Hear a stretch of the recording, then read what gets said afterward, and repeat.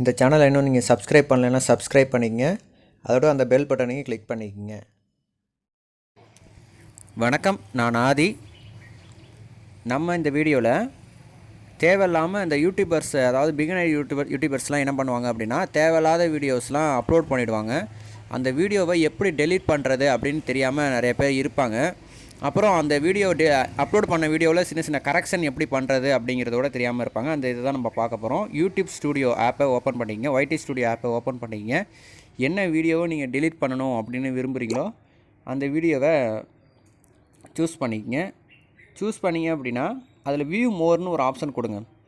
அதில் நீங்கள் தேவையில்லாத வீடியோவா இல்லை தேவை உள்ள வீடியோவான்னு எப்படி கண்டுபிடிக்கணும்னு பார்த்தீங்க அப்படின்னா, அதில் வியூஸ் போயிருக்கா, அனலிட்டிக்ஸில் வந்து வியூஸ் போயிருக்கா அப்படிங்கிறத செக் பண்ணி பாருங்கள். இந்த அனலிட்டிக்ஸ் பற்றி நான் முழு வீடியோ அடுத்தடுத்து போடுறேன். அதுக்கு முன்னாடி இதில் செக் பண்ணி பாருங்கள். அப்புறம் அட்வான்ஸ் செட்டிங்ஸ்னு சொல்லிட்டு ஒரு மேலே ஒரு ஆப்ஷன் இருக்கும். அதில் வந்து பார்த்தீங்க அப்படின்னா டெலீட் ஃப்ரம் யூடியூப் அப்படின்னு சொல்லிட்டு கீழே வந்து இருக்கும். அதை கொடுத்துக்குங்க. ஓகே கொடுத்தீங்க அப்படின்னா, கொடுத்ததுக்கப்புறம் மேலே சேவ்னு இருக்கும், அதை கொடுத்ததுங்க. 2 தடவை வந்து பார்த்திங்கன்னா ரெஃப்ரெஷ் பண்ணுங்கள். உங்களுக்கு டெம்பரரி அவுட் ஆஃப் சர்வீஸ்னு வரும். அப்புறம் வந்து பார்த்திங்க அப்படின்னா 3 தடவை ரெஃப்ரெஷ் பண்ணதுக்கப்புறம் யூஸ் பண்ணுங்கள். அடுத்தது எப்படி வீடியோவில் எடிட் பண்ணுறது அப்படிங்கிறத பார்ப்போம்.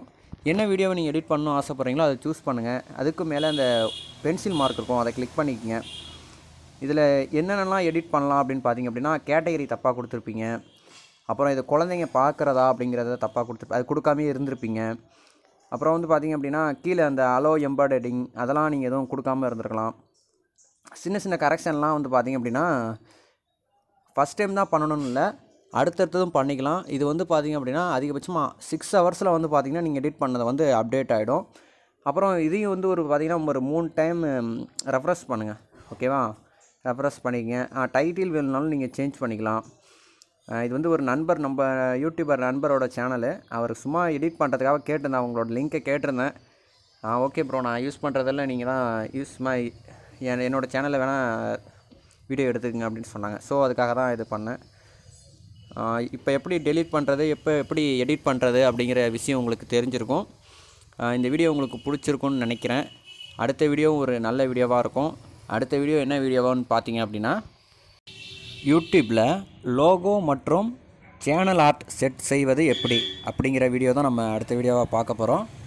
அடுத்த வீடியோ ஒரு நல்ல வீடியோவாக தான் இருக்கும். அடுத்த வீடியோவில் சந்திக்கிறேன். நன்றி, வணக்கம், தேங்க்யூ.